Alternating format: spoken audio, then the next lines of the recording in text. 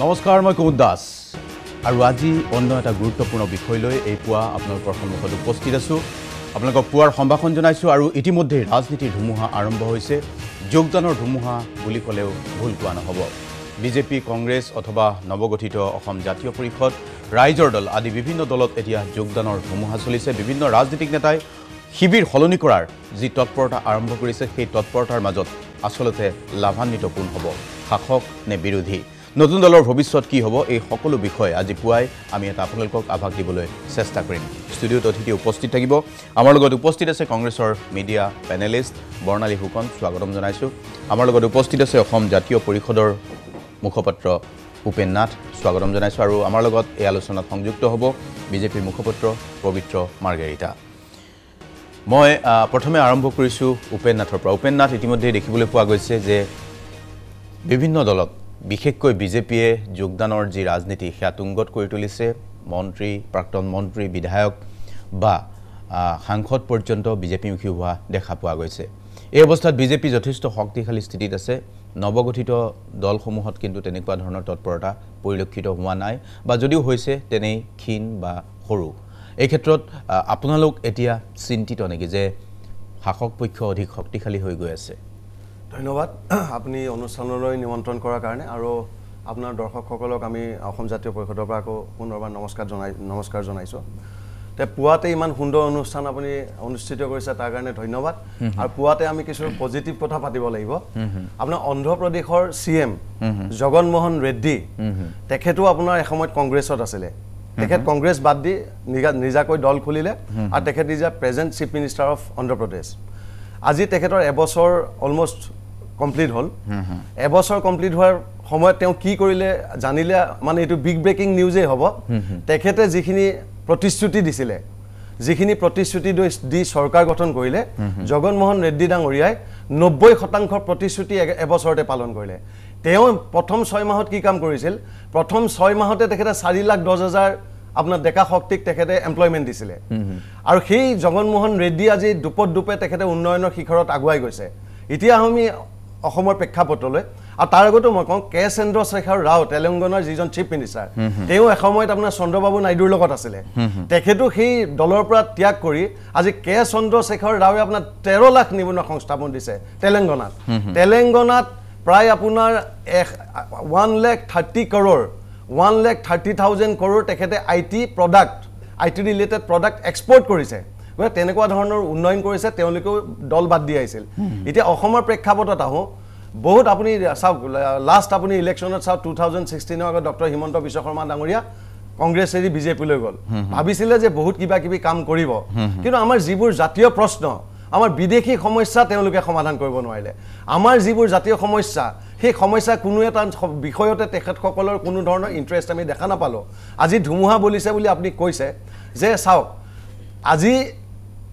মমতা বেনাৰ্জী তেখেততো কংগ্ৰেছ আছিলে কংগ্ৰেছৰ পৰা বাদ দি তেওঁ তৃণমূল কংগ্ৰেছ নিজে দল গঠন কৰি তেখেতো আজি আপোনাৰ চিফ মিনিষ্টাৰ ৱেষ্ট বেংগলৰ তেখেতে ইউনাইটেড নেশ্যনৰ পৰা এৱাৰ্ড পাইছে কিন্তু আমাৰ যিজন মুখ্যমন্ত্ৰী অসমৰ মুখ্যমন্ত্ৰী ডাঙৰীয়া তেখেতে কোনটো এৱাৰ্ড পাইছে নেশ্যনেল বা ইণ্টাৰনেশ্যনেল বা আপোনাৰ কোনটো নিউজ চেনেলৰ পৰা তেখেতে এৱাৰ্ড পাইছে কওক কাৰণ আপোনাৰ যিজন অন্ধ্ৰপ্ৰদেশৰ চিফ মিনিষ্টাৰ আপোনাৰ তেলেংগানাৰ চিফ মিনিষ্টাৰ কে চন্দ্ৰশেখৰ ৰাও তেখেতে ইকনমিক টাইমছৰ এৱাৰ্ড পাইছে তেখেতে ইণ্টাৰনেশ্যনেল এৱাৰ্ড পাইছে অন হিজ পাৰফৰ্মেঞ্চ এতিয়া মই বিশ্বজিৎ দৈমাৰী ডাঙৰীয়া ঠিক কৈছে ভেৰি হয় মই বিশ্বজিৎ দৈমাৰী ডাঙৰীয়ালৈ উপেন্দ্ৰনাথ সৰ্বানন্দ সোণোৱালে পুৰস্কাৰ একো পোৱা নাই তেনেকুৱা নহয় এটা দুটা পুৰস্কাৰ তেওঁ পাইছে কিন্তু মই ইণ্টাৰনেশ্যনেল বা আপোনাৰ লেখকটো পাইছে আগতেও পাইছে তেনেকুৱা ধৰণৰ পুৰস্কাৰ আমাৰ ৰাজ্যখনেও পাইছে একেবাৰে নাই বুলি ক'লে হয় ন মই আপোনাৰ তেখেতসকলৰ আপোনাৰ যিখিনি কাম মানে সেই কামৰ মই খতিয়ানটো দিবলৈ গৈ কৈছোঁ আৰু দ্বিতীয় কথাটো হৈছে বিশ্বজিৎ আপোনাৰ দৈমাৰী ডাঙৰীয়া কথাটো আপুনি উত্থাপন কৰিছে যে বিশ্বজিৎ দৈমাৰী ডাঙৰীয়া বিপিএফৰ টিমত আছিল তেখেতেও আপোনাৰ হাগ্ৰামা মহিলাৰ তেখেত দুইজন মানে জ্যেষ্ঠ নেতা গতিকে আজি বিপিএফক আপোনাৰ বিজেপিয়ে প্ৰথমতে তেওঁলোকৰ লগত এলায়েন্স কৰিলে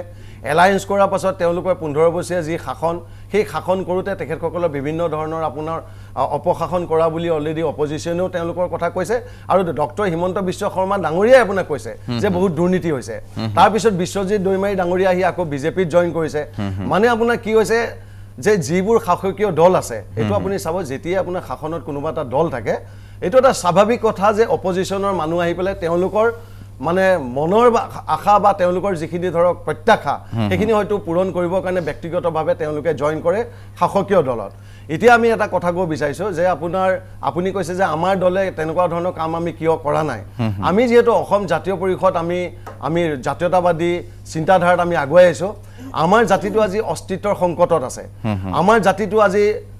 সিএ আনি পেলাই তেওঁলোকে ধ্বংস কৰিব বিচাৰিছে বিজেপিয়ে আৰু এই পাখা খেল আপোনাৰ এতিয়া এইটো কথা বাৰু ঠিক আছে কিন্তু এতিয়া যোগদানৰ ৰাজনীতিৰ বেলিকা যদি আপোনাৰ দলটোৱে একোৱে কামেই কৰা নাই তেনেহ'লে আজি ইমান বেছি সাংসদ ইমান বেছি বিধায়ক ইমান বেছি প্ৰাক্তন বিধায়ক কিয় বিজেপিমুখী হৈছে দলটোৰ ভৱিষ্যতটো নিশ্চয় কিবা এটা ভাল মই সেই প্ৰশ্নটো মই এক লাইন কৰি লৈছোঁ আমাৰ চাওক আমাৰ লক্ষ্য আমি 5 লাখ যুৱকক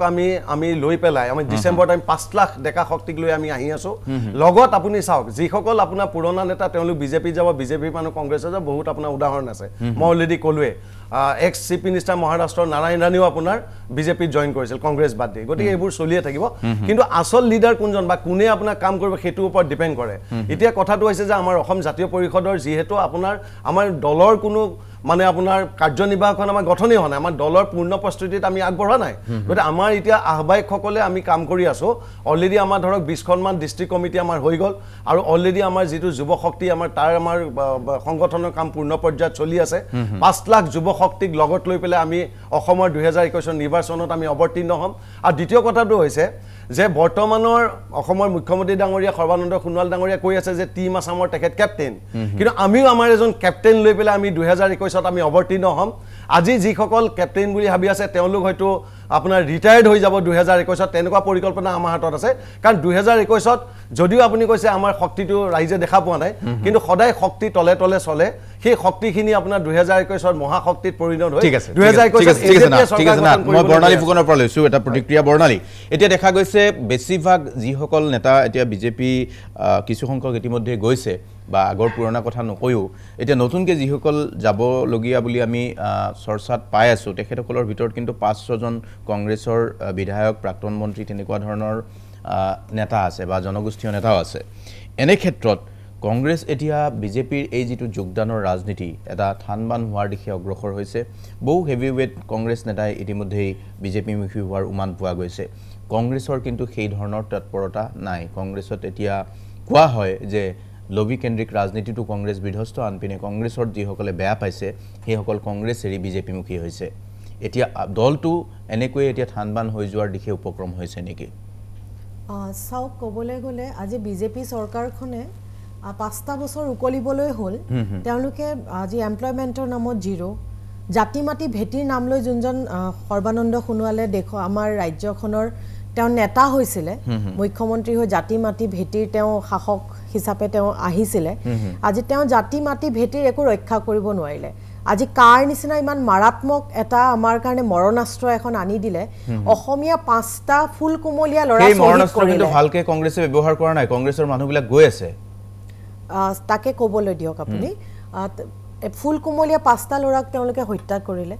তাৰ পিছত আপোনাৰ এমপ্লয়মেণ্টৰ নামত একো নহ'ল যি দুই এটা চাকৰি দিছে বিজেপি কৰ্মীসকলকে দিছে তাৰ ওপৰত আৰু যিখিনি আকৌ চাকৰি নতুনকৈ ওলাইছে আপোনালোকে গমেই পায় ৰাইজে গমেই পায় যিসকল কেলেংকাৰী ওলাইছে SI কেলেংকাৰী PNRD কেলেংকাৰী এনেকৈ বহুত বিভিন্ন ধৰণৰ কেলেংকাৰীবোৰ ওলাই আছে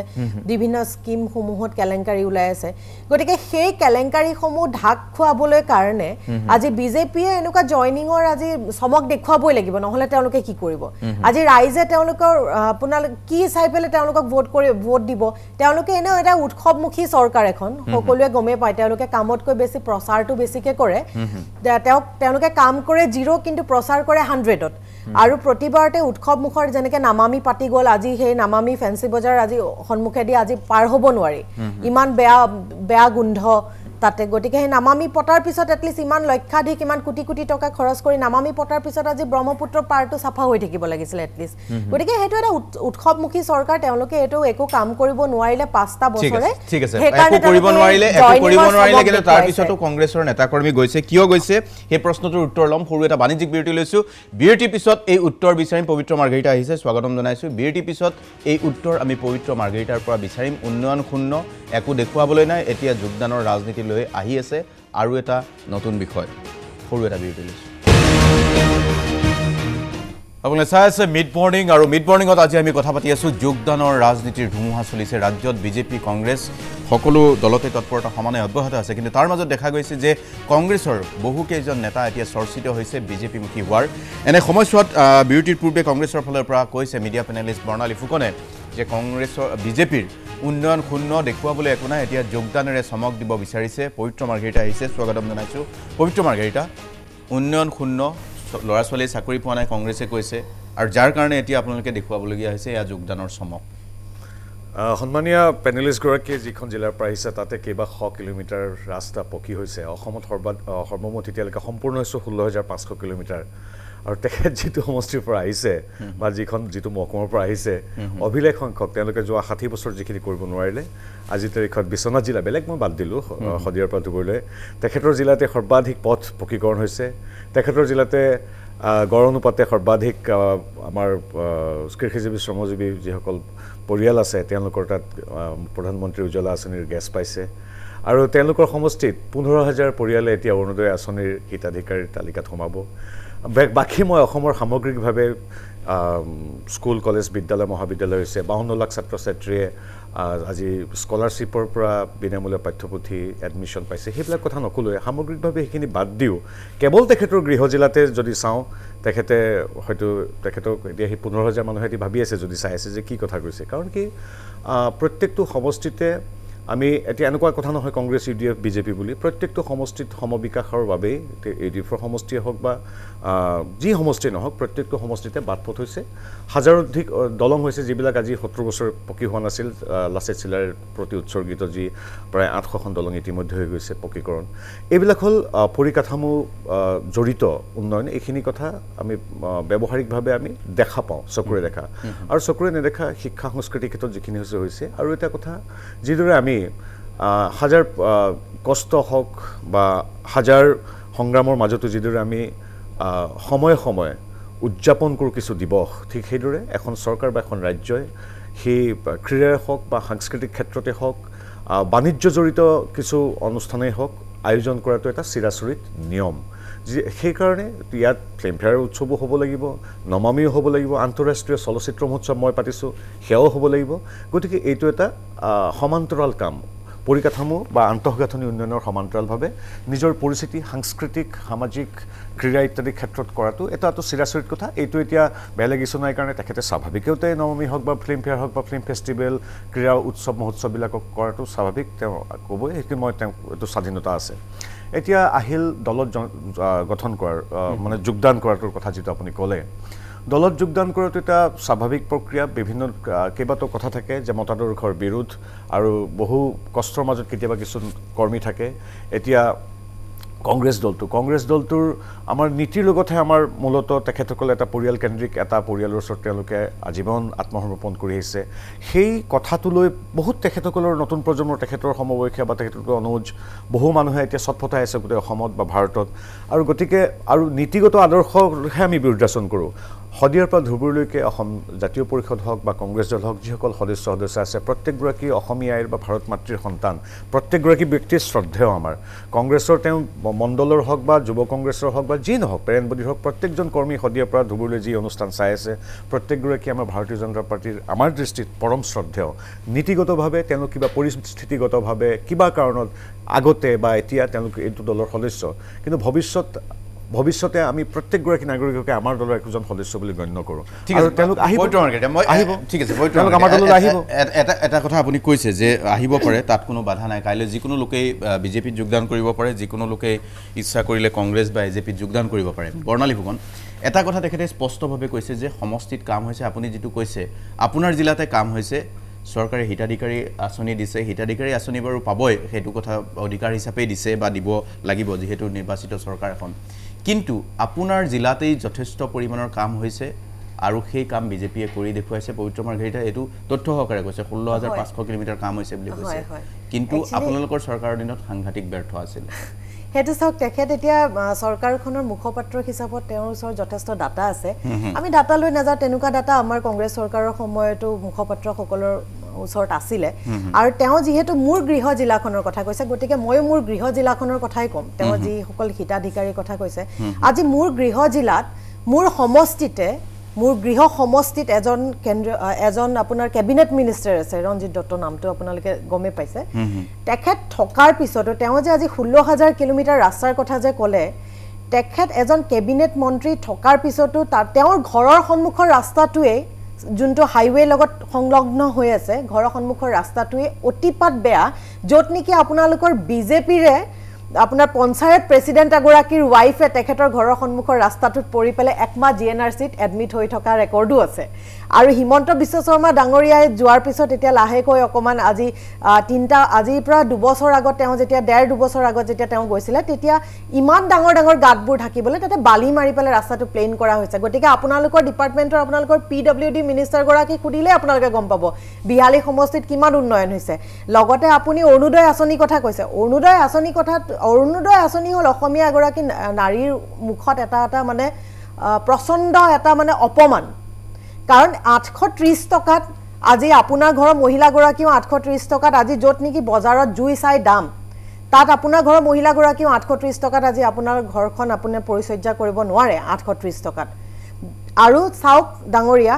830 টকা আজি পিয়াজৰ দাম কিমান আলুৰ দাম কিমান হৈ গৈছেগে 830 টকাটো নোৱাৰে হেতুটো এটা বিৰাট চৰম অপমান লগতে আমি কংগ্ৰেছ চৰকাৰে ছত্তীশগড়ত কিমান দিছো আপোনালোকে এবাৰ চাব গতিকে তেনুকা এটা আমাৰ ওচৰটো বহুত আছে আমি 7,500 টকা কৈ প্ৰতি দুখীয়া মানুহক দিয়া আছে ৰব ডাঙৰীয়া মোক কৈ ল'বলৈ দিয়ক আৰু প্ৰতি দুখীয়া মানুহক দিয়া হৈছে আপোনালোকৰ দৰে কৃষক সন্মান নিধি নিচিনাকৈ আমি একো তেনুকা স্ক্যামো কৰা নাই অৰিজিনাল দুখীয়া মানুহখিনিক দিছো আমি আপোনালোকৰ নিচিনা ফেক কৃষকক দিয়া নাই আপুনি গৃহ জিলা কথা যেহেতু মোৰ কৈছে মোৰ গৃহ জিলা কাৰণে মই ক'ব লাগিব তাতে আপুনি সন্মান নিধি কথা মই আহিম আপুনি চিটা ধৰ্মী নকৰো কথোপকথন কৰো মই তাকে উত্তৰটো দিলো ঠিক আছে আপুনি উত্তৰটো দিলো মই বিউটি এটা লৈ লওঁ বিউটি পিছত আপোনাৰ ওচৰলৈ আহিম এটা বিউটি লৈ লৈছো বিউটি পিছত পবিত্ৰ মাৰ্ঘেৰিটাৰ উত্তৰটো ল'ম যে যুক্তিতৰ্ক হ'ব চলি থাকিব যুক্তিতৰ্কত বাধা নাই বিউটি এটা লৈছো বিউটি পিছত আমি আলোচনা অব্যাহত ৰাখিম আপোনালোকে চাই আছে মিড মৰ্নিং আৰু মিড মৰ্নিঙত আজি আমি কথা পাতি আছো যোগদানৰ ৰাজনীতিৰ বিষয়ে বিজেপিমুখী কংগ্ৰেছৰ বহু নেতাকৰ্মী আৰু তাৰ সমান্তৰালভাৱে অসম জাতীয় পৰিষদ ৰাইজৰ দল আদি দলবোৰৰ তৎপৰতা বৃদ্ধি পাইছে কংগ্ৰেছ এতিয়া কিছু পৰিমাণে স্থিমিত হৈছে নেকি কংগ্ৰেছৰ গতিবিধি সেই কথাও পাতিছোঁ পবিত্ৰ মাৰ্ঘেৰিটা বিউটিলৈ যোৱাৰ পূৰ্বে কংগ্ৰেছৰ মিডিয়া পেনেলিষ্ট বৰ্ণালী ফুকনে কৈছে যে যিখিনি কামৰ কথা আপুনি কৈছে সেই কাম এটা চমক বাহিৰে অন্য একো নহয় হিতাধিকাৰী আঁচনি ৰাইজে পাব লাগিব তাত কোনো বাধা নাই কিন্তু আপুনি কোৱাৰ ধৰণে আমি বিশ্বনাথ জিলা কেন্দ্ৰিক হৈ নাথাকো বিশ্বনাথ জিলা ঠিক আছে মই তথাপি তেওঁ যিটো ৰাস্তা আহিছে সেইটো আমিয়ে বনোৱা এতিয়া আটাইতকৈ ডাঙৰ হ'ল কি তেখেতসকলৰ এটা প্ৰব্লেম হয় ধৰি লওক এতিয়া তেওঁলোকে ভাবি লৈছে যে আমাৰ গাঁও চহৰখিনি লৈয়ে বিশ্বনাথ জিলা বা অসমখনেতো নহয় এতিয়া আমাৰ এটা 800খন ডাঙৰ বাগিচা আছে সেইখিনি তেওঁলোকৰ চকুৰ পৰা আঁতৰি গ'লে নহ'ব মই উদাহৰণ এটা দিছোঁ 800 বাগিচাৰ তেখেতৰ তাতে বৃহৎ বাগিচা প্ৰায় 27খনমান আছে প্ৰত্যেকখন বাগিচাৰ আজি 150 বছৰৰ পিছত ৰাস্তা পকী হৈছে কিয় সেইটো কিয় প্ৰশংসা কাৰণে প্ৰশংসা কৰিবলৈ শিকাটো উচিত আজি বাগানত আগতে লাইনবিলাক ভাবিছিলে যে মালিকে মেনেজমেণ্টে বনাব বুলি দিছিল কিন্তু বাগানৰ ৰাইজৰ প্ৰতি শ্ৰদ্ধা জনাই এখন চৰকাৰে 1 কোটি টকাকৈ প্ৰত্যেকখন বাগানৰ প্ৰথম ফেজত ৰাস্তা পকা কৰিছোঁ সেইটোতো বিশ্বনাথ চাৰিআলিৰ প্ৰত্যেকখন বাগানৰ ৰাস্তা পকা হৈছে আজি বিশ্বনাথ চাৰিআলিৰ ছোৱালী আজি বাগানৰ ছোৱালী আজি নাৰ্ছৰ প্ৰশিক্ষণৰ ৰিজাৰ্ভ চিটত আহিছে এখন চৰকাৰৰ দিনত আজি বিশ্বনাথ চাৰিআলিৰ ল'ৰা ছোৱালী এডমিনিষ্ট্ৰেটিভ ষ্টাফ কলেজত বিনামূলীয়াকৈ প্ৰশাসনিক পৰীক্ষাৰ বাবে ট্ৰেইনিং হৈছে তাততো বিশ্বনাথ চাৰিআলিৰ ল'ৰা আছে মই অসমটো বাদেই দিলোঁ গতিকে বৌদ্ধিক ক্ষেত্ৰত আগতে এনেধৰণৰ শৈক্ষিক ক্ষেত্ৰত হোৱা নাছিল আজি বিশ্বনাথ জিলাৰ হাইস্কুল হাই ছেকেণ্ডেৰী স্কুল স্থাপন হৈছে বাগানত সেই 119খন স্কুলৰ ভিতৰত গতিকে তেখেতসকলে যদি ভাবিছে কেৱল বিল্ডিং বা ৰাস্তা বনোৱা সেইটোতো আমি কৰিছোঁৱেই তাৰ ওপৰঞ্চি শৈক্ষিক আৰু সাংস্কৃতিক তথা বৌদ্ধিক ক্ষেত্ৰত বাগানৰ ৰাইজক আগুৱাই নিবৰ কাৰণে এখন চৰকাৰে কৰিছে তেওঁ নিজৰ জিলাতে 27খন বৃহৎ বাগান আছে তেওঁ কেতিয়াবা বাগানলৈ যাওক কেৱল মানে কি এই চহৰাঞ্চলতেই নহয় আৰু 830 টকা তেওঁ হয়তো মই নাজানো বাগানৰ শ্ৰমিকক আপোনালোকে 351 টকা কেতিয়া দিব এইটো উত্তৰটো আজি দৰ্শকক দিব নেকি আমাৰ চাহ বাগানৰ শ্ৰমিকক 351 টকা কেৰালা চৰকাৰে দি আছে গতিকে আমাৰ অসম চৰকাৰে আমাৰ চাহ বাগানৰ শ্ৰমিক ভাই ভনীসকলক কেতিয়া 351 টকা দিব আপোনালোকৰ চৰকাৰটো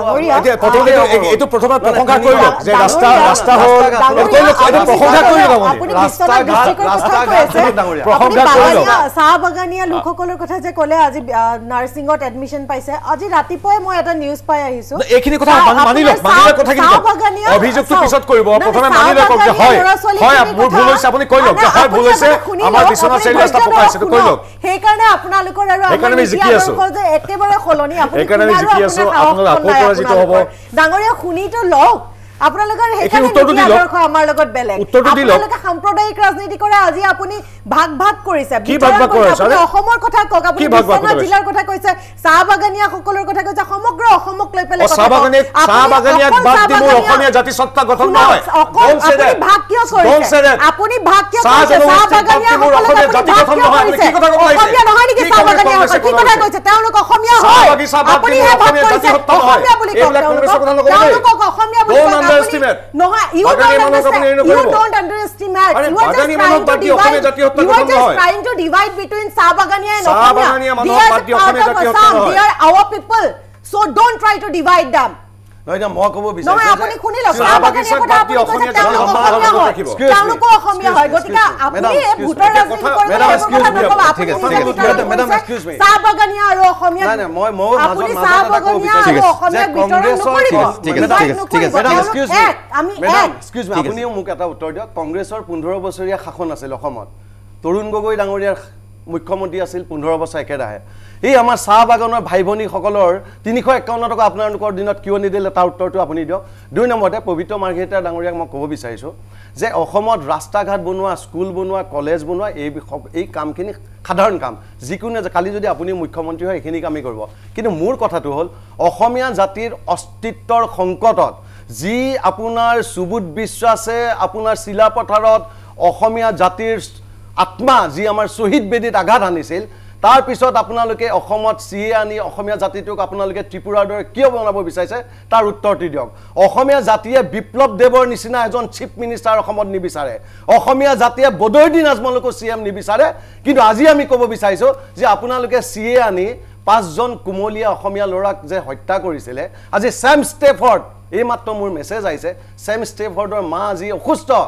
আপুনি আজি উত্তৰ দিলে আপোনালোকৰ চৰকাৰৰ ফালৰ পৰা কিয় একবাৰো ছেম ষ্টেফৰ্ডৰ ঘৰত যোৱা নাই ছেম ষ্টেফৰ্ডৰ মায়ে ৰাতি সপোন দেখে ল'ৰাৰ সেই ছেম ষ্টেফৰ্ডক জাষ্টিছ কেতিয়া দিব অসমীয়া জাতিয়ে কেতিয়া ন্যায় পাব আপুনি কাইণ্ডলি কাখন কিয় আনিলে সেইটো বুজাই দিয়ক আৰু কা যে অসমীয়া জাতিৰ কাৰণে যে আপোনাৰ অভিশাপ বিখবাস্প ব্লেক ল এটো যে এই আইনে যে আমাৰ অসমীয়া জাতি বিপ্লৱ দি আনিব গৈ আছে তাৰ উত্তৰটো আপুনি কাইণ্ডলি ৰাহুল গান্ধী ডাঙৰীয়া দিল্লীৰ পৰা আহি অসমৰ শহীদ বাংলাদেশৰ প্ৰাইম মিনিষ্টাৰ অপোজ কৰিছে বাংলাদেশৰ প্ৰাইম মিনিষ্টাৰ কৈছে যে আমাৰ অসমৰ শহীদসকলৰ ঘৰলৈ ৰাহুল গান্ধী ডাঙৰীয়া দিল্লীৰ পৰা আহি পেলাই তেওঁলোকৰ ঘৰলৈ গৈছে আৰু তেওঁলোকৰ ডেইলি নিবাৰণৰ কাৰণে এখন ৰিক্সাকৈ দান কৰিছে তেওঁলোকে যাতে চলি থাকিব পাৰে পৰিয়ালটো য'ত নেকি আমাৰ অসমৰ যোনগৰাকী জাতি মাটি ভেটিৰ ৰক্ষক আছিলে তেওঁ আজিলৈকে বাৰু এবাৰো গ'ল নে সেই শহীদসকলৰ ঘৰলৈ তাৰোপৰি দুষ্কৃতিকাৰীৰ আখ্যান দিছে আপোনালোকে গতিকে কিমান লজ্জাজনক অসমীয়া জাতিৰ কথা আপুনি কয় আপোনালোকে দীপাঞ্জল দাস আপোনালোকে বিভাজনৰ ৰাজনীতি কৰি আছে আজি আপোনাৰ আমেৰিকাৰ যোনগৰাকী গান্ধী আছিলে মাৰ্টিন লুথাৰ কিং জুনিয়ৰ হত্যা কৰিছে ডাঙৰীয়া মাৰ্টিন লুথাৰ কিং জুনিয়ৰে তেখেতক কৈ থৈ গৈছিলে তেখেতক আমেৰিকাৰ গান্ধী বুলি সবে জানে তেখেতৰ এষাৰ কথা কৈ থৈ গৈছিলে যেতিয়া নেকি ৰাজনৈতিক দলে যেতিয়া ধৰ্মৰ লৈ পেলে যেতিয়া ৰাজনীতি কৰিব আপুনি সদায় গম পাব ঠিক আছে গতিকে হেয়া আপোনালোকৰ প্ৰমাণ যে আপোনালোকে বিভাজনৰ ৰাজনীতি কৰিছে অলপ আগতে আপুনি বিভাজন কৰিলে চাহ বাগানীয়া আৰু অসমীয়াক বিভাজন কৰিলে অসমৰ পাৰ্ট আমি অসমীয়া চাহ বাগানীয়াসকল আমাৰ গতিকে আপুনি বিভাজন নকৰিব সমগ্ৰ লোকক ঠিক আছে উত্তৰটো লৈ লওক পবিত্ৰ মাৰ্ঘেৰিটা বহুখিনি কথা যে আপুনি বিভাজন কি ক'ব বিচাৰিছে বিভাজন কৰা বুলি কৈছে মই বিভাজনৰ কথাটোৱে শুনিছোঁ আপোনাক বিভাজন কৰা বুলি কৈছে আৰু কাৰ ক্ষেত্ৰত আপোনালোকৰ স্থিতিটো স্পষ্ট নহয় সম্পৰ্কীয় স্থিতি আমাৰ স্পষ্ট আমি এইটো আমাৰ যি নিৰ্বাচনী ইস্তাহাৰ বা যি বুলি কয় ভিজন ডকুমেণ্ট সকলোতে স্পষ্ট আছে যে আমি কেব ছাপোৰ্ট কৰোঁ আৰু গতিকে আমি সেইটো দুতলীয়া নহয় এতিয়া কংগ্ৰেছৰ কথা বেলেগ সুস্মিতা দেৱে তাত বৰাক ভেলীত কয়গৈ যে কা আমি চাই তাৰপিছত ইয়াত তৰুণ গগৈ দেৱে কয় যে আমি কা নামানো ৰিপুণ বৰাই কয় কা নামানো আকৌ যিসকল বাঙালী তেওঁলোকৰ বিধায়ক মন্ত্ৰী আছে বা আছিল বৰাক ভেলীত কয়গৈ কা আমি চাই কিন্তু এতিয়া আমি কিন্তু কাৰ ক্ষেত্ৰত আমাৰ কোনো হেৰি নাই স্থিতি মানে দুতলীয়া নহয় কংগ্ৰেছৰ দৰে কংগ্ৰেছে আপুনি চাওক আপোনালোকৰ টিভিত আহিছিল যে সুস্মিতা দেৱ তেখেতলোকৰ মহিলা কংগ্ৰেছৰ সভানেত্ৰী নেকি সৰ্বভাৰতীয় তেখেতে তাত কৈগৈ যে না কা আমি চাই কেব চাই কিন্তু ইয়াত আকৌ কৈছে নাই কেব আমি নামানো এইটো দুতলীয়া কাৰবাৰ আমি নকৰোঁ আমি কা আমি মানি লৈছোঁ আৰু কাটো এতিয়া মানে কাক লৈ আন্দোলন কাক লৈ ৰাজনীতি কাক লৈ যে ফুলকুমলীয়া ল'ৰাকেইটাক মৰিবলৈ এৰি দি বাকী নেতাসকলে এতিয়া আন্দোলন কৰিব এতিয়া সেইটো চৰকাৰে মানুহ বুলি নহয় তেওঁলোকে কি কৰিছে এতিয়া চাওক আপোনালোকৰ যিসকল নেতা তেওঁলোকে ইলেকশ্যন খেলিবলৈ সাজু এতিয়া তেল টেঙা ঘঁহি এতিয়া আমি ইলেকশ্যন খেলিম আমি এতিয়া অসম সিংগাপুৰৰ দৰে আপোনালোকে 40 লাখ নিবনুৱা সৃষ্টি কৰিছে আপোনালোকে 80,000 কোটি টকা কাৰ কথা কওক কাৰ কথা কৈ আপোনালোক কাৰ কথা কওক মই এটা মানুহকেইটা মৰিবলৈ দি আপোনালোকো ঠিক আছে লিডাৰবিলাক লুৰিণজ্যোতি গগৈটো আজি ইলেকশ্যন খেলিবলৈ ৰেডি হৈছে আপোনালোকৰ মানুহবিলাক এৰি দিব আপোনালোকৰ কলাক্ষেত্ৰ ভাঙিবলৈ এৰি দিব গুৱাহাটীখন জ্বলাই দিব নাই ষ্টেজত উঠি অশ্লীল কথা ক'ব মানুহক মৰিবলৈ চাকি জ্বলাবলৈ প্ৰাৰ্থনা কৰিব অসমীয়া জাতিৰ অস্তিত্বৰ ৰক্ষাত আপোনালোকে বাধা দিছে মই এতিয়া মোৰটো উত্তৰ এনআৰচিখন যে হ'ল মোৰটো শুনক এবাৰ কাইণ্ডলি এনআৰচিখন যে হ'ল এনআৰচিত 19 লাখ মানুহৰ কাৰ কথাটো ক'ব দেই কাৰ দিলে কাৰ এনআৰচিকে এনআৰচিত যে 19 লাখ মানুহৰ নাম যে আপোনাৰ বাহিৰ হ'ল তাতে দেখোন 12 লাখ আপোনাৰ হিন্দু বাংলাদেশীৰ নাম আছে 12 লাখ এই 12 লাখ যদি হিন্দু বাংলাদেশীৰ নাম আহি গ'ল এই 12 লাখ হিন্দু বাংলাদেশী অলৰেডি আপুনি আনিলে ওপৰত গুচি গ'ল আপুনি এজন পেনেলিষ্ট হৈ 11 পৰা 12 লাখ আপোনাৰ হিন্দু বাংলাদেশীৰ নাম আছে নাই হিন্দু বাংলাদেশীৰ নাম কাৰ কথাটো কৈছে আপুনি কাৰ কথা কৈছে স্পেসিফিক্যালি কাৰ কথা মই কৈ আছো উপেনাথ তেখেতে অভিযোগ আনিছে যে লুৰিণজ্যোতি গগৈ বা যিসকলে কাৰ নেতৃত্ব লৈছিলে সেইসকলৰ বিৰুদ্ধে অভিযোগ আনিছে সেই উত্তৰটো আপুনি তেখেতক দিয়ক মই কৈ লৈছো স্পষ্টকৈ কৈ লৈছো শুনক তেতিয়া প্ৰত্যেকটো মৃত্যুৱে দুখদায়ক কি কোন দল কোন চৰকাৰ কি নহয় প্ৰত্যেকজন মানুহৰ মৃত্যুৰ কথাই বেদনা নাই এতিয়া কথা ক'ব লাগিব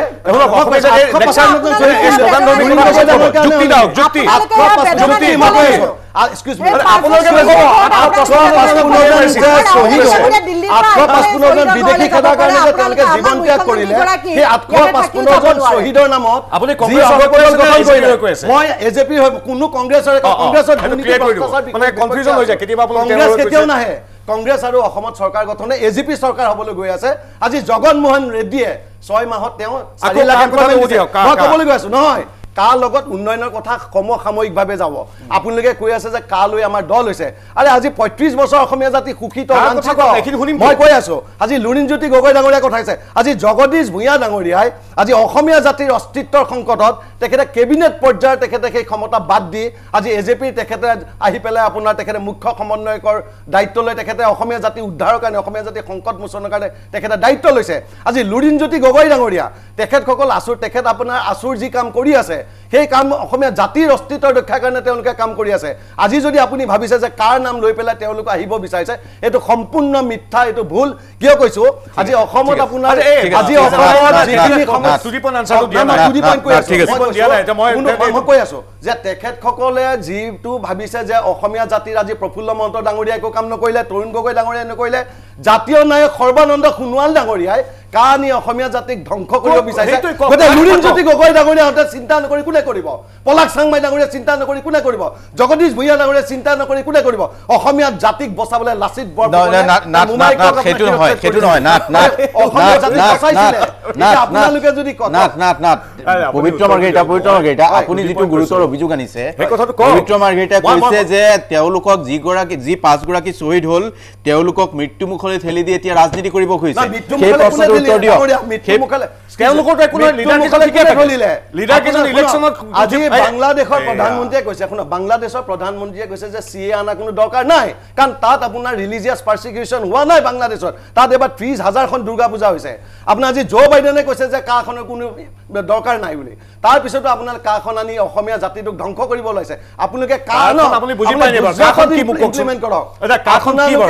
কামতে কি হ'ব মোক এইটো কওক কামতে 2014 চনলৈকে যিমান বাংলাদেশী আছিল বিদেশী যিমান আপোনাৰ মুছলিম বিদেশী আছিলে সেইবিলাকক আপোনালোকে আপোন কৰিব বিচাৰিছে আৰু 2 নম্বৰ কথা হৈছে নহয় মুছলিমৰ তেওঁলোকৰ মুছলমান যিসকল বিদেশী আছিল 1971 লৈকে অসম চুক্তিয়ে অলৰেডি তেখেত কৈছে যে আমি সেইখিনিলৈকে আমি গ্ৰহণ কৰিছো তাৰ পিছত আমি 1971 কাট অফ ডেট আৰু আপোনালোকে কি কৰিছে যে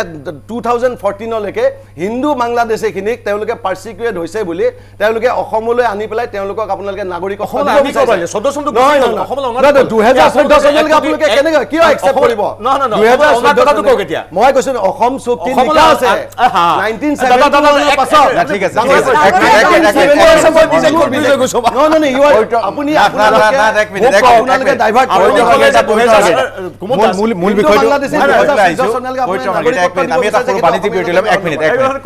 আমি সৰু বাণিজ্যিক বিৰতি এটা ল'ম নাই আপুনি উপেন্দ্ৰনাথ 1 মিনিট আমি আপোনাক ক'বলৈ দিম আপুনিও কোৱা উচিত যে বিজেপিও জগৰীয়া মই সেই কথাটো আপোনাৰ পৰা শুনিব খুজিছিলোঁ সেই পঞ্চ শ্বহীদৰ ক্ষেত্ৰত সৰু এটা বিৰতি লৈছোঁ বিৰতিৰ পিছত আমি আলোচনা অব্যাহত ৰাখিম মিড মৰ্ণিঙত আমি কথা পাতি আছোঁ ৰাজনৈতিক দলত যোগদানৰ ধুমুহা আৰু তাৰ মাজত নিঃসন্দেহে কাৰ প্ৰসংগ আহিছে পবিত্ৰ মাৰ্গেৰিটা এটা কথা কৈছে যে বিজেপিৰ শাসনকালত যি কা বা কেবৰ কথা আহিল সেই কেবক লৈ ৰাজনীতি হৈছে বা ৰাজনীতি হোৱাটো একো অস্বাভাৱিকতা নাই কিন্তু যি 5 গৰাকী শ্বহীদৰ কথা কৈছে তাৰ কাৰণে কিন্তু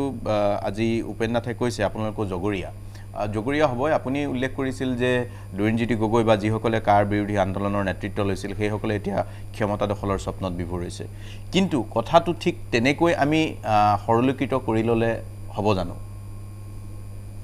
নাই চাওক আমাৰ কাৰ কথাত আমাৰ স্পষ্ট মই কংগ্ৰেছৰ কথা ক'লোঁ তেওঁলোকে ব্ৰহ্মপুত্ৰ উপত্যকাত বেলেগ কয় বৰাক উপত্যকাত বেলেগ কয় তেওঁলোকে বা এতিয়া কাৰ বাবে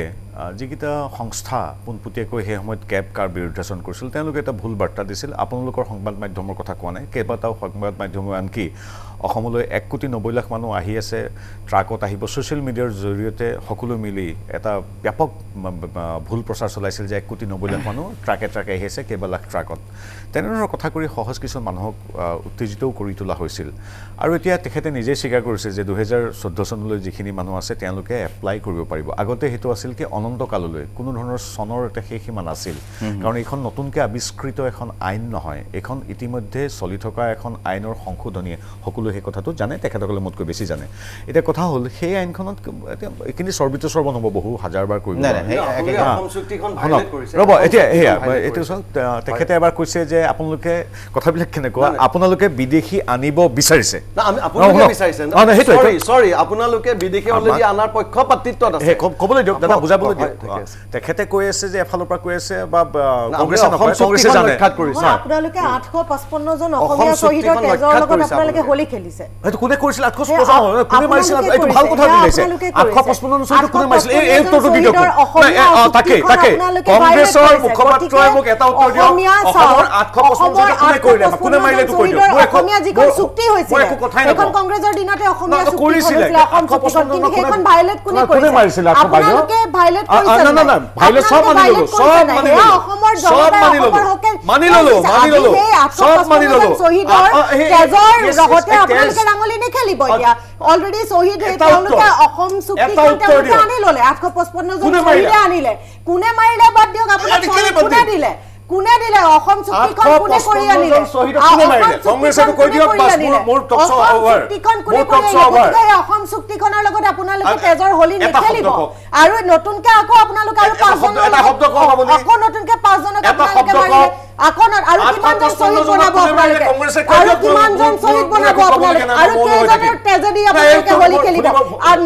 নেক্সট বিপ্লৱ দেৱ আপোনাক নালাগে আমাক 855 ডাঙৰীয়া কোনে মাৰিলে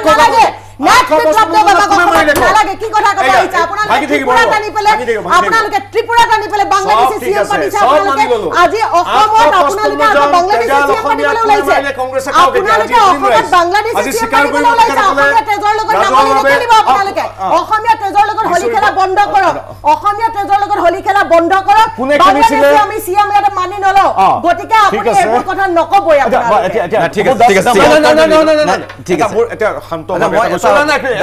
ঠিক আছে ওকে মই এটাকে বৰ ডাঙৰ কথা এটা ক'লে 855 জন তেজাল অসমীয়াৰ হেৰিয়ে মোক খালি এটা উত্তৰ দিয়ক মোৰ মাই পাৰ্ট ইজ অভাৰ 855 জন তেজাল অসমীয়া কোনে মাৰিলে এইটো কৈ দিলে হ'ব কোনে মাৰিলে এইটো উত্তৰ নহয়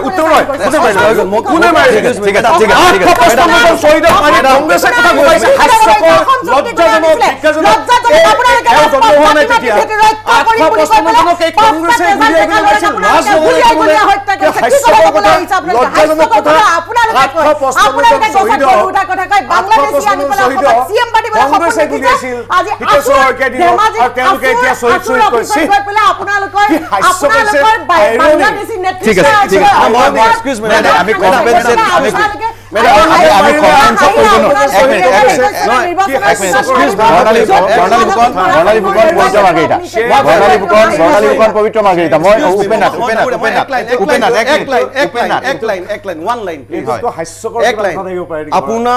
কংগ্ৰেছে 855 জন শ্বহীদৰ লগত কংগ্ৰেছ চৰকাৰ আছিল হয়, এইটো সঁচা কথা, এইটো জড়িত তেওঁলোক। দ্বিতীয়তে কংগ্ৰেছৰ যদি 855 জন শ্বহীদৰ লগত তেওঁলোকে লুকা মানে তেজৰ ফাকু খেলিছিল, ইফালে বিজেপি আপোনাৰ 5 জন কাৰ নামত আপোনাৰ অসমীয়া ডেকাক হত্যা কৰিছে। গতিকে এই মাজত অসম জাতীয় পৰিষদ গঠন হৈ অসমীয়া জাতিক ৰক্ষা কৰাৰ কাৰণে আমি ওলাই আহাত এওঁলোকৰ আপত্তি ক'ত? দুইটা পাৰ্টি আমাক কওক। আপুনি দুইটা জাস্টিফাই কৰিছে নেকি? আপুনি দুইটা জাস্টিফাই কৰিছে নেকি? মই দুইটা জাস্টিফাই, আমি কৈছো যে অসমীয়া জাতিক ৰক্ষা কৰিবৰ কাৰণে কোনোবাটো ওলাই আহিব লাগিব। আমি ওলাই আহিছো অসম জাতীয় পৰিষদ আৰু অসমীয়া জাতিৰ অস্তিত্ব সংকটত আমি মোচনৰ কাৰণে আমি ওলাই আহিছো আৰু এই অসমীয়া জাতিৰ অস্তিত্ব ৰক্ষা আমি কৰিম। আৰু আমি 5 লাখ যুৱকক লৈ ডিচেম্বৰত 5 লাখ যুৱ শক্তি আমাৰ আহি আছে অসম, তেওঁলোকে গোটেই 2021ৰ ব্লুপ্ৰিণ্ট লৈ আৰু মহা মানে বিশাল শক্তিশালী আমি ইকনমিক প্লান লৈ পেলাই আমি আহি আছো। আৰু 2021ত সেইকাৰণে আমি কৈছো এজেপি চৰকাৰ হ'ব, অসমীয়া জাতিয়ে ন্যায় পাব। 2021ত এজেপি চৰকাৰ হ'ব, ন্যায় 2021ত ন্যায় পাব, 2021ত ন্যায় পাব। আৰু মই বৰ্ণালী ফুকনক সুধিছোঁ যে এতিয়া আমি আকৌ মূল প্ৰসংগলৈ উভতি আহিছোঁ, যোগদানৰ ৰাজনীতি চলিছে। মই আকৌ প্ৰশ্নটো কৰিছোঁ, বহুত কংগ্ৰেছৰ নেতা কৰ্মী এতিয়া বিজেপিমুখী হৈছে। কংগ্ৰেছ তিলমানো চিন্তিত নহয় নে কংগ্ৰেছ নিৰুদ্বেগ? সেই প্ৰশ্নটোৰ উত্তৰ আপুনি দিয়ক। চাওক, আজি চবৰে নিজৰ নিজৰ এটা ধাৰণা থাকে। আজি কংগ্ৰেছতো ভাল কাম কৰি থকা যথেষ্ট মানুহৰ কথা আজি ইয়াতে আপুনি যেতিয়া কৈছে আমি দেখিয়ে আছোঁ, নাম যিসকলে দিছে, তেওঁ অজন্তা বাইদেউৰ কথা যে ইয়াতে লিখি আছে, আপোনালোকে জনাই আছে। অজন্তা বাইদেউ কংগ্ৰেছৰ দিনত যথেষ্ট ভাল কাম কৰি গৈছে। আজি হয়তো ৰাইজে কেনেকৈ ল'ব সেইটো তেওঁৰ ওপৰত ডিপেণ্ড কৰে, আৰু সেইটো তেখেতৰ সম্পূৰ্ণ পাৰ্চনেল ডিচিশ্যন হ'ব, তেখেতে ক'ত থাকি কাম কৰে, কেনেকৈ কি কৰে। আৰু এনেও বিজেপিৰ এটা আপোনাৰ নেচাৰেই আছে, কংগ্ৰেছৰ পৰা আনি আপোনালোকে বিজেপিত আনি পেলাই চৰকাৰ গঠন কৰোৱা, কাৰণ বিজেপি ইমান শক্তিশালী নহয় যিহেতু, সেইকাৰণে। গতিকে আৰু তাৰোপৰি কংগ্ৰেছ অবিহনে আপোনালোকৰ বিজেপিটো জিৰ', আপোনালোকৰ বিজেপিখনো এতিয়া কংগ্ৰেছে চলাই থকা নিচিনা, কংগ্ৰেছৰ নেতাসকলক লৈ গৈ। আৰু তাৰোপৰি আপোনাৰ কংগ্ৰেছৰ আপোনাৰ কিছুমান বহুত কেলেংকাৰী থকা মানুহো আগতে আপোনালোকে কেলেংকাৰী বুলি গালি পাৰে। মই নাম লৈ নকওঁ, আপোনালোকৰ বৰাক ভেলীৰে এগৰাকী আমাৰ প্ৰাক্তন কংগ্ৰেছী নেতা, যাক আপোনালোকে বহুত গালি পাৰিলে যে তেওঁ দুৰ্নীতি কৰিছে, কিবা কৰিছে, কিন্তু আপোনালোকৰ বিজেপিত এনেকুৱা এটা মেচিন আছে য'ত নেকি সোমাই দিয়া লগালগ আপোনালোকৰ দুৰ্নীতি নিকাকৰণ হৈ যায়। গতিকে তেওঁলোক হয়তো কিছুমান তেনেকুৱা চলিও থাকিব পাৰে, কিন্তু অজন্তা বাইদেউৰ কথা সম্পূৰ্ণ সুকীয়া। তেখেতে যথেষ্ট ভাল কাম কৰি গৈছে। কংগ্ৰেছৰ দিনতে তেওঁ গোলাঘাটৰ প্ৰতি গাঁৱে গাঁৱে আপোনাৰ ৰাস্তা বনাই থৈ গৈছে। ঠিক আছে, অজন্তা তেওঁক ভাল মানুহ। আৰু মই পবিত্ৰ মাৰ্ঘেৰিটাৰ উত্তৰটো ল'ম, সৰু এটা বিৰতি লৈ লৈছোঁ। আপোনালোকে চাই আছে মিড মৰ্ণিং, আৰু মিড মৰ্ণিঙত আজি এটি কথা পাতি আছোঁ, যোগদানৰ ৰাজনীতিৰ ধুমুহা, কংগ্ৰেছত চিন্তা নে নিৰুদ্বেগ, সেই কথাৰ উত্তৰ আমি বিচাৰিছোঁ। মই পবিত্ৰ মাৰ্ঘেৰিটা আপোনাৰ ওচৰলৈ আহিছোঁ। কংগ্ৰেছৰ দুৰ্নীতিগ্ৰস্ত নেতা মন্ত্ৰী, বিজেপিত আচলতে এটা মেচিন আছে বুলি কৈছে, সেই মেচিনটোত দুৰ্নীতিগ্ৰস্ত মানুহ সোমোৱাই দিলে নিকা হৈ যায়। এতিয়া প্ৰথম কথা হ'ল, সেইটো কথা অভিযোগ আগৰ পৰা চলিছে, এইটো মই উত্তৰ দিব লাগে বুলি ভবা নাই। কাৰণ আমি মূলতঃ আজি মই যিখিনি কথা কৈ আছোঁ, ভাৰতীয় জনতা পাৰ্টীৰ এগৰাকী মুখপাত্ৰ হিচাপে কৈ আছোঁ, এইটো এটা মোৰ দলগত সিদ্ধান্ত, দলগত কথা মোৰ যিখিনি কথা। ঠিক সেইদৰে যিকোনো এখন চৰকাৰৰ যেতিয়া যিকোনো এগৰাকী ব্যক্তিৰ প্ৰতিনিধিৰ কাম কৰে, এক ব্যক্তিগত সমান্তৰালভাৱে মূলতঃ চৰকাৰ বা সেই ছিষ্টেমটোকো দোষী কৰা হয়। এতিয়া মই পুনৰবাৰ কৈছোঁ যে দল যিসকল আছে, যিকেইটা আছে, এতিয়া ধৰি লওক সদৌ অসম ছাত্ৰ সন্থাৰ কথা বা এজিপিৰ কথা, সিদিনাখন 1000 আঞ্চলিক আৰু জিলা পৰ্যায়ৰ সন্মানীয় ছাত্ৰ সন্থাৰ কৰ্মীয়ে ভাৰতীয় জনতা পাৰ্টীত কলাক্ষেত্ৰত যোগদান কৰিছে, আপোনালোকে দেখিছে। আনকি তাত তেওঁলোকৰ আছুৰ যি উদযাপন চলি আছে দুলীয়াজনৰ, তাৰ উদ্যোক্তাও আহি আমাৰ পাৰ্টীত জইন কৰিছে বা যোগদান কৰিছে। গতিকে এইটো এতিয়া স্বাভাৱিক, যাৰ প্ৰতি এটা আস্থা থাকে, শ্ৰদ্ধা থাকে। তাৰোপৰি শাসকীয় পক্ষ নহ'লেও আমাৰ লগতো বহুত যোগাযোগ চলি আছে। আপোনালোকৰ বিজেপিৰে বহুত নেতা, দলীয় নেতা কৰ্মীয়ে যোগাযোগ কৰি আছে। লগতে আছুৰো 2000 অল গুৱাহাটীৰ পৰা আছুৰো 2000 নেতৃত্ব আমাৰ কংগ্ৰেছলৈও শুভেচ্ছা থাকিল। এতিয়া কথা হ'ল, কংগ্ৰেছে যিটো কৈছে যে ভাৰতীয় জনতা পাৰ্টী বেলেগৰ অক্সিজেন লৈ জীয়াই থাকে ইত্যাদি, সেইকাৰণে হয়তো এতিয়া তেখেতসকলে বিহাৰত মাত্ৰ 19টা ছিট 70টাত খেলি সীমাবদ্ধ থাকিবলগীয়া হ'ল ২৭ৰ পৰা আহি 19 পালেহি হয়তো অহাবাৰ ছিংগল ডিজিটত যাব 400খন আসন কৰা কংগ্ৰেছ দল শক্তিশালীভাৱে বিজেপি দুৰ্বলভাৱে বিজেপি 2 পৰা গৈ 302 হ'ল আৰু কংগ্ৰেছ 400ৰ পৰা আহি 40 হ'ল বিজেপি দুৰ্বল কাৰণেই আজি 17খন 18খন ৰাজ্যত শাসন কৰি আছে গতিকে এইটো কথাখিনি তথ্যভিত্তিক ৰাইজে জানে মই এইটো নকওঁ কিন্তু এতিয়া ঘোৰা কিনা বেচাৰ দৰে এমএলএ কিনা বেচাও কৰিও ৰাজ্য চৰকাৰ 302খন আসন আমি বিজেপি দুখন সিট পাইও কিন্তু চৰকাৰ গঠন কৰে দুখন সিটৰ পৰা গৈ এইটো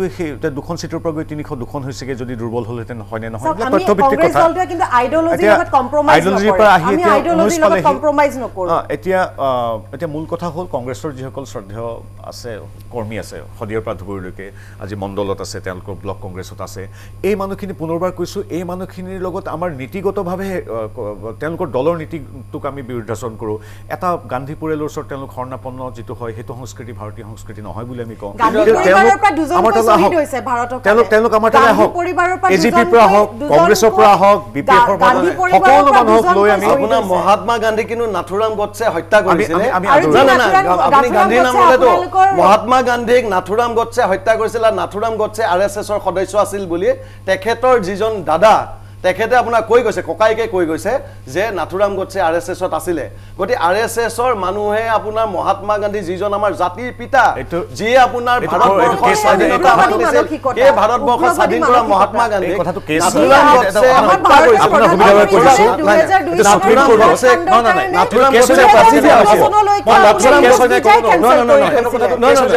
মোৰ কেছ হ'ব নোৱাৰে নাথুৰাম গডছে ফাঁচি দিছিলে হ'ব নোৱাৰে ককাইকে কৈ গৈছে তেখেতৰ ককাই নহয় না নাথুৰাম গডছে দাদা ককাই নাথুৰাম গডছে ককাইকে কৈ গৈছে এইটো আপোনাৰ ভাৰ্ডিক্ট আছে না সুপ্ৰিম কোৰ্টৰ ভাৰ্ডিক্ট আহিব পাৰে কিন্তু নাথুৰাম নেজানো এইটো পেপাৰে পত্ৰে কৈছে আপোনাৰ পেপাৰে কেছ দিব পাৰে আপোনাৰ পেপাৰে কেছ দিব পাৰে কাৰণ কি আপুনি মই কৈছো পেপাৰে পত্ৰে আচ্ছা ৰেকৰ্ড হৈ আছে নাথুৰাম গডছে হত্যা কৰিছিল দাদা নাথুৰাম গডছে হত্যা কৰিছিল নহয় কথাটো ৰেকৰ্ড হৈ আছে আপুনি দিবন ডেকাকো নহয় বুলি দিবন ডেকা এছআই কালেক্টৰ নায়ক দিবন ডেকাকো নহয় বুলি কৈছিল আপুনি মৰি যাব না মৰি যাব নহয় মই সত্যটো কৈছো মই কৈছো পেপাৰত দিছে সুপ্ৰিম কোৰ্টৰ পেপাৰত আছে গুটেই মহামান্য সুপ্ৰিম কোৰ্টৰ ভাৰত আপুনি ডাঙৰ ৰাখুন আপুনি মহামান্য সুপ্ৰিম কোৰ্টত আমি সন্মান কৰো মই সেইটো না পেপাৰে কিয় কৈছে মই পেপাৰে অপোজিট কথা কৈছে পেপাৰে পতে গুটেই ভাৰত অপোজিট কথা কি কৈছে ভাৰতবৰ্ষৰ ৰাইজে ডাঙৰীয়া মই কৈছো ভাৰতবৰ্ষৰ সুপ্ৰিম কোৰ্টৰ ভাৰ্ডিক্ট অপোজিট কথা কৈছে নাথুৰাম আচ্ছা মহাত্মা গান্ধী কোনে হত্যা কৰিছে নাথুৰাম গডছে কৰা নাছিল তাৰ পিছত তেখেতৰ ককাইকে কৈছে তেখেতৰ ক'লে না তেখেতৰ ককাইকে কৈ গৈছে কি ক'লে না তেখেতৰ ককাইকে কি ক'লে সুপ্ৰিম কোৰ্টৰ মই যি জাজমেন্ট দিছে মই সন্মান কৰো কিন্তু সুপ্ৰিম কোৰ্টৰ সন্মান কিন্তু মইতো কৈলো নাথুৰাম গডছে হত্যা কৰিছিল নাই ককাই ভাইক খুলালে ককাইকে কি কৈছে নহয় ককাইকে সুপ্ৰিম কোৰ্টে কৈছে যে আৰএছএছ কোনো পধ্যে মহাত্মা গান্ধী হত্যাৰ লগত জড়িত নহয় সেই কথাটো আপুনি কেনে কৈ মহামান্য সুপ্ৰিম কোৰ্টক আপুনি কেনে ক'ব মহামান্য সুপ্ৰিম কোৰ্টৰ সন্মান কৰি কৈছে লিগেল কথাবিলাক চাই ল'ব দাদা এতিয়া আপুনি ক'ব পাৰে লিগেল কথাবিলাক চাই ল'ব বিপদত পৰিব এইবিলাক আমাৰ লোৱা হয় ঠিক আছে কেছ দিব পাৰে না এই অনুষ্ঠান চাই থকা হ'বই না পেপাৰে পত্ৰ লিখা ভাৰতবৰ্ষৰ ৰাইজে কৈ আছে না মই সুপ্ৰিম কোৰ্টৰ এগেইনষ্ট কোৱা নাই ভাৰ্ডিক্ট দিছে আপুনি না না তেখেতক মহাত্মা গান্ধী জড়িত নহয় ডাঙৰীয়া ঠিক আছে আৰএছএছ ডাঙৰীয়া আৰএছএছ যত ক'বলৈ দিয়ক মই কৈছো তেখেতক কথা কমপ্লিট কৰি ল'বলৈ দিয়ক তেখেতক কমপ্লিট কৰি ল'বলৈ দিয়ক আপোনালোকে কিয়লে সদায় মানুহৰ মুখবোৰ বন্ধ কৰি মানে ইমোশনালি আপোনালোকে ব্লেকমেইলিং কৰে ভাৰ্ডিক্টক সন্মান কৰে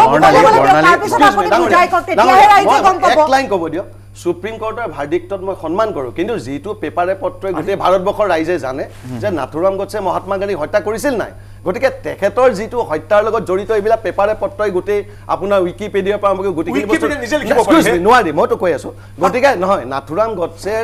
যে মহাত্মা গান্ধী হত্যা কৰিছিল তো সকলোৱে জানে আপোনালোকৰ যিবিলাক আপোনাৰ সাবৰকাৰ যে সেই টিমত আছিল সেইটোতো আপোনালোকে জানে গতিকে আপোনালোকে গোলৱালকাৰ সাবৰকাৰ এইবিলাক তেখেতৰ লগত আছিল তেওঁলোকৰ টিম না না মই হেতু কথা মই সুপ্ৰিম এক্সকিউজ মি মহাত্মা গান্ধীক মানে নে সাবৰকাৰক মানে হেতু কথা কৈ দ্বিতীয় কথা কৈছে দ্বিতীয় কথা আপোনালোকে কাক মানে মহাত্মা গান্ধীক সাবৰকাৰক মানে ভাৰতৰ প্ৰত্যেক মানুহ গতিকে যেটো সত্য এটা আমি অসমলে মেডাম আমি অসমলে যোগদানৰ ৰাজনীতি কৰি আছো যোগদানৰ ৰাজনীতি কৰি আছো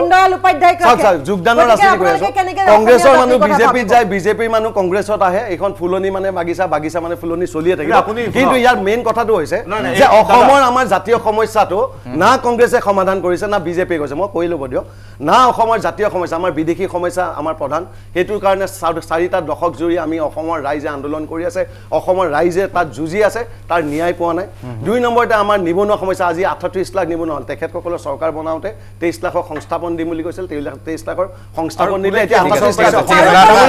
লাখ হ'ল এতিয়া ধৰক বিজেপি যাওক আপুনি যিকোনো মানুহ বিজেপিত যাব পাৰে 1 কোটি 80 লাখ ঠিক আছে ঠিক হৈ গৈছে ডাঙৰ কথা এটা কৈছো RSSৰ কথা মহাত্মা গান্ধীৰ হত্যাৰ কথা তেখেতে কৈছে কিন্তু আপোনাক সোঁৱৰাই দিওঁ যে সুপ্ৰিম কোৰ্টত তেখেতসকলৰ নেতা ৰাহুল গান্ধীয়ে 24 আগষ্টত ক্ষমা খুজিবলৈ কৈছিল যে মই RSSে মাৰিছে বুলি কোৱা নাই গতিকে সুপ্ৰিম কোৰ্টে ইতিমধ্যে ভাৰ্ডিক্ট দিছে কিন্তু নাথুৰাম গডছে RSSত আছে বুলি আপুনি কৈছিল নাথুৰাম গডছে আছে কৈছিল মই কৈছো সেই কথাটো ডাঙৰীয়া শুনক নাথুৰাম গডছে সিদিনা ককাইকে কৈছিল মই হেতু কৈছো মইতো কোৱা নাই তেখেত আপুনি ক'ব যে RSSে মাৰিছে না মই সুপ্ৰিম কোৰ্টৰ ৰাহুল গান্ধী ক্ষমা খুজিবলগীয়া হৈছে কিন্তু নাথুৰাম গডছে ক্ষমা খুজিবলগীয়া নাথুৰাম ডাঙৰীয়া শুনক মই কি কৈছো মই এটা স্পষ্ট যে নাথুৰাম গডছে মহাত্মা গান্ধী হত্যা কৰাটো চবেই জানে এইটো গোটেই বিশ্বই জানে ঠিক আছে আৰে ডাঙৰীয়া গতিকে না তেখেতে যে আগতে হয়তো থাকিব পাৰে তেখেতে এক্সপেল কৰা বুলি কৈছিল এক্সপেল কৰা বুলি কৈছিল ঠিক আছে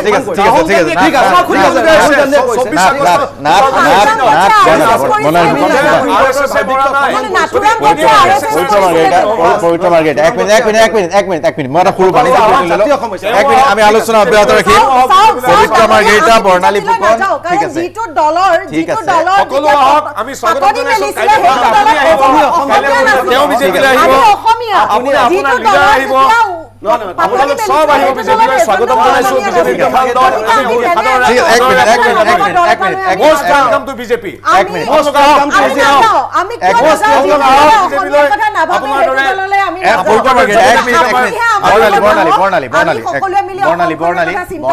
আমি ভাল মানুহ আহক আমি জানো হত্যা কমিলে তেওঁ ভাল পাইছে পবিত্ৰ মাৰ্ঘেৰিটা হত্যা হৈছিল আজিকালি কমিলে ভাল পাইছে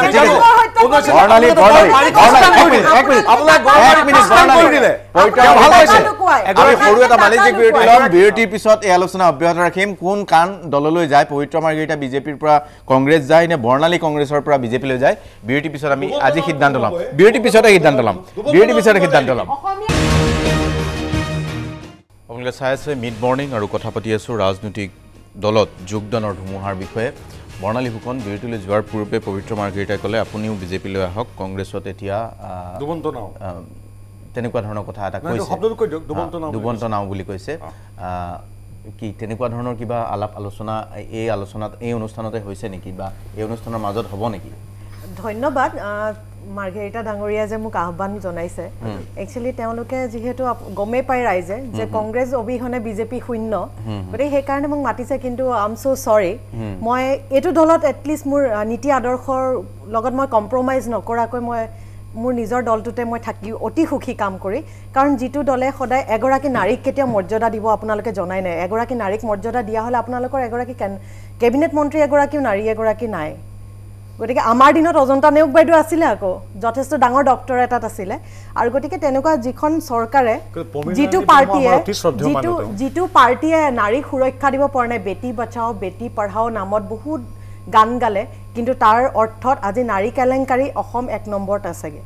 যিটো সিদিনালৈকে বহুত পিছ পৰি আছিলে কিন্তু আপোনালোকৰ পৃষ্ঠপোষকতাতে আজি নাৰী কেলেংকাৰী আজি ঘৰে ঘৰে হৈ আছে আৰু বহুতোতো ৰিপৰ্টো নহয় এনেকুৱা কিছুমান ভিতৰুৱা জেগাত সেইটো আপুনিও ভাবা দৰকাৰ কাৰণ আপোনাৰ ঘৰতে মহিলা আছে প্ৰতি ঘৰৰ মানুহৰ ঘৰতে মহিলা আছে গতিকে হেয়া আপুনিও ভাবা দৰকাৰ গতিকে নিজৰ আৰু লগতে আপোনালোকৰ ফৰেন পলিচি সমূহ ইমানেই বেছি ভুল তেনেকুৱা এটা দলত গৈ পেলাই মোৰ নিজৰ নাকটো কাটিবলৈ মন নাই আজি চাওক আপোনালোকৰ CA খন বিৰোধ কৰাৰ কাৰণে জো বাইডেনৰ যোনখন আপোনাৰ নীতি আছিলে আপোনাৰ ইলেকশ্যন মেনিফেষ্টো আছিলে তাত CA খন বিৰোধ কৰাৰ কাৰণে আপোনালোকৰ আমাৰ প্ৰধানমন্ত্ৰী ডাঙৰীয়াই তাতে গৈ পেলাই আপোনাৰ আগলিবাৰ ট্ৰাম্প চৰকাৰ বুলি তাতে গান গাই আহিলে কিন্তু আহিলে জো বাইডেন আজি জো বাইডেনে যদি ভাৰতবৰ্ষক যদি বিহাৰ ইলেকশ্যনতো আপোনালোকে মুখ থেকেচা খাইছে বিহাৰ যে বিহাৰ ইলেকশ্যনতো আপোনালোকে মুখ থেকেচা খাইছে বিহাৰত কংগ্ৰেছ আমেৰিকাৰ কথা কৈছে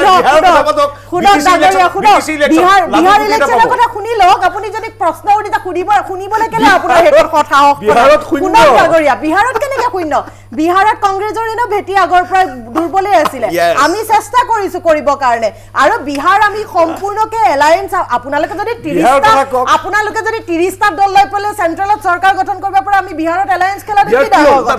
বিহাৰৰ ৰিজাল্ট কি হ'ল বিহাৰৰ ৰিজাল্ট আপোনালোকে তথাপিতো এটা বিহাৰত যুৱ সমাজ জিকিছে আপুনি বিহাৰত যুৱ সমাজ জিকিছে আমি এলায়েন্স জিকিছো আপোনালোকৰ যদি দুটা সিট লৈ পেলাই যদি বিজেপি গভৰ্ণমেন্ট বুলি বিহাৰৰ কথা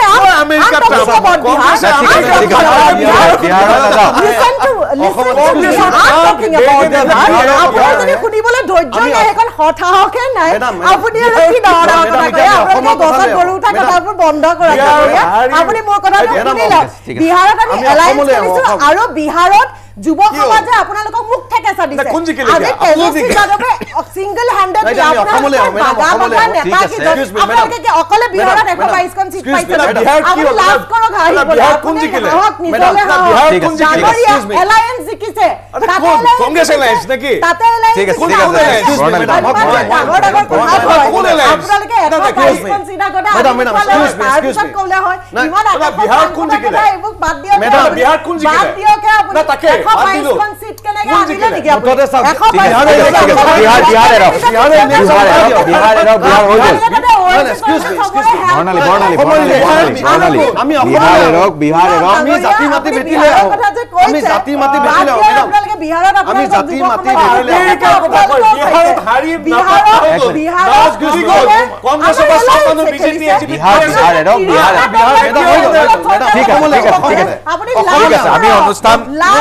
আমি অনুষ্ঠান সময় আনিছো ঠিক আছে অসমত ঠিক আছে বৰ্ণালী ঠিক আছে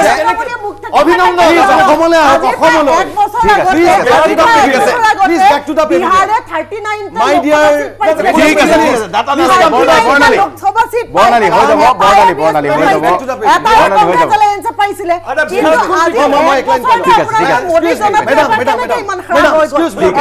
কিন্তু আজি ঠিক আছে মাত্ৰ 75টা সিট পালে যে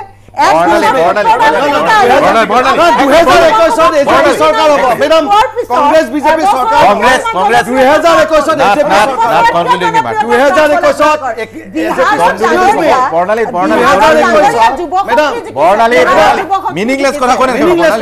বিহাৰ বাদে মই কৈছো জিএমডি নালাগে আমাৰ অনুষ্ঠান সামৰিবৰ হৈছে মই বিচাৰিছো যে যি ধৰণে বিজেপি কংগ্ৰেছ এতিয়া তৎপৰ হৈছে আপোনালোক কিমানখিনি তৎপৰ নহয় নেকি পুৰা আমাৰ তলত আমাৰ অলৰেডি 21 খন জিলা পৰ্যায়ৰ আমাৰ কমিটি হৈ গৈছে আহ্বায়ক কমিটি 5 লাখ ডেকা শক্তি লৈ আমি ডিসেম্বৰ আহিব না নাহে মই এতিয়ালৈকে আমি গম নাপাওঁ হেতু তেখেতৰ ওপৰত আছে ছাত্ৰসকলৰ আলোচনা হৈ গ'ল ন এইটো আপোনাৰ ভুল এলিগেশ্যন আপুনি যে ক'লে মহাত্মা গান্ধী নাথুৰাম গডছে হত্যা কৰোতে যে আপুনি কংগ্ৰেছ তেলা আপোনাৰ কোনে লগ কৰিছে প্ৰুফটো দিয়ক এনে কিয় কয় আপুনি প্ৰুফ দিয়ক ভিডিওগ্ৰাফি আছে যে দেখাওক অসমৰ ৰাজ্য আপোনালোকে কংগ্ৰেছৰ লগত আলোচনা হৈ গৈছে কিমান তৎপৰ আৰু এলিগেশ্যন 2021 বিজেপি চৰকাৰ নালাগে they are sold out to Congress no you are sold to এটো ৰকিবুলছেন আৰু ৰিপুন বৰাই ঠিক কৰিব আৰ সোল্ড টু কংগ্ৰেছ আপোনালোকে কংগ্ৰেছ মই কৈলো কংগ্ৰেছ বিজেপি এজিপি কোনে টিকেট পাব মই কৈলো কংগ্ৰেছ বিজেপি এজিপি এই তিনটা দলে কংগ্ৰেছ বিজেপি এজিপি তিনটা দল এআইডিএফ চাৰিটা দল একেলগে মিলি 100 বছৰ যদি অসমত শাসন কৰে এজনো বিদেশীহঁতে খেদিব নোৱাৰে দুই নম্বৰ অসমত নিবনুৱা আজি 38 গৈ এটো 1 কোটি হ'বগৈ আজি বৰ্তমান 1.5 কোটি মানুহ দৰিদ্ৰ সীমাৰেখাৰ তলত বাস কৰে গতে একো নহয় 2021ত জাতীয়তাবাদী চৰকাৰ হ'ব আৰু 2021ত অসমীয়া ৰাইজে ন্যায় পাব বানপানী গৰাখহনীয়া সমস্যাৰ আমি সমাধানৰ ব্লুপ্ৰিন্ট লৈ আহিছো ঠিক আছে মই last minute concluding remark 1 minute পইণ্টৰ গিটা 1 মিনিট বিপ্লৱ দে এজন দি বিচাৰো মাত্ৰ 1 মিনিট কথা মই আজিহে গম পালো এইমাত্ৰ যে বিহাৰত বোলে কংগ্ৰেছে জিকিছে, কংগ্ৰেছৰ চৰকাৰ হ'ব। মই বিহাৰত ভাবি আছিলো যুৱ শক্তি জিকিছে। বিহাৰত নাই, নাই, আপোনাৰ যুৱ শক্তি conclusion জিকিছে। ৰিমাৰ্ক। আপোনাৰ- বৰ্ণালী, বৰ্ণালী, বৰ্ণালী, আপুনি বৰ্ণালী। নিদিব পাৰে। আপুনি BJP IT concluding remark, নহয়, নহয়, concluding আপুনি remark, BJP concluding IT remarks, সেলৰ বাইদেউ, প্ৰভাৰী concluding কাৰণে শেষ কৰিব আপুনি দিছো। ভুল concluding, কথা শেষ নকব। কাজিয়া কৰিবলৈ মানা বিহাৰত কৰিছো। যুৱ বৰ্ণালী, শক্তি শেষ জিকিছে, বাক্য। বৰ্ণালী, বৰ্ণালী, বৰ্ণালী। বৰ্ণালী। বিহাৰত যুৱ শক্তি এক মিনিট, জিকিছে। শেষ বাক্য ৰ'ব। আমি সকলোকে স্বাগতম জনাইছো, যিদৰে আছুৰ পৰা তেখেতসকলৰ 1000 সতীৰ্থ আহিছে। আমাৰ না, আমাৰ কংগ্ৰেছৰ 5 লাখ পৰা নতুন যুৱ মানে শক্তি আহিছে, কংগ্ৰেছৰ পৰা ডাঙৰীয়া। 5 লাখ যুৱ শক্তি আহিছে। কংগ্ৰেছৰ পৰা আহিব, সেইটো মান্য কথা। বহু নেতা আহিব, BPFৰ পৰা আহিছে। আৰু আমি আমেৰিকাত কি হ'লে পিছত চিন্তা কৰিম, আমি বিহাৰত অসমৰ কি হ'ল, এতিয়া BTCত নিৰ্বাচন আছে, BTCত কি হ'ব সেইটো আমি চিন্তা কৰিম। BTCত আমাৰ আসন 1 নে 0 কিবা এটা আছিল, তাৰ পৰা যদি আমি 15 পাওঁ, 10 পাওঁ, ইয়াৰ অৰ্থ খিলঞ্জীয়া BTCত আপোনালোকে হাগ্ৰামা ডাঙৰীয়াৰ লগত চৰকাৰ আছে। না ক'বলৈ দিয়ক। ঠিক আছে, ঠিক আছে, ঠিক আছে। দুৰ্নীতি, হাগ্ৰামা ডাঙৰীয়া বোলে গোটেই দুৰ্নীতি কৰিলে। আমি কংগ্ৰেছৰ পৰা তেখেতসকলক কিয় কৰিছো এতিয়া মানে যুক্তিৰ সহকাৰে কওঁ যে আমি আচলতে যি দলত নথকা প্ৰত্যেকটো সাংবিধানিক দল, গতিকে শ্ৰদ্ধা আছে আমাৰ। কিন্তু যিটো দলে ৰিপুণ বৰা বা আমাৰ ৰকিবুল হুছেইন তেওঁলোকে গৈ এতিয়া মৈমনসিঙীয়া, নোৱাখলীয়া, ৰংপুৰীয়া, ঢাকায়া এই ঠিক আছে, ঠিক আছে, ঠিক আছে। পবিত্ৰ মাৰ্গেৰিটা, মই আকৌ উত্তৰ দিবলৈ সুযোগ দিব নোৱাৰিম। ঠিক আছে, পবিত্ৰ মাৰ্গেৰিটা, বৰ্ণালী ফুকন, সকলোকে ধন্যবাদ জনাইছো, সকলোকে ধন্যবাদ জনাইছো, সকলোকে ধন্যবাদ জনাইছো, সকলোকে ধন্যবাদ জনাইছো, ধন্যবাদ জনাইছো। বৰ্ণালী ফুকন, সকলোকে ধন্যবাদ জনাইছো। আমি বিদায় ল'ম এই অনুষ্ঠানৰ পৰা। ধন্যবাদ।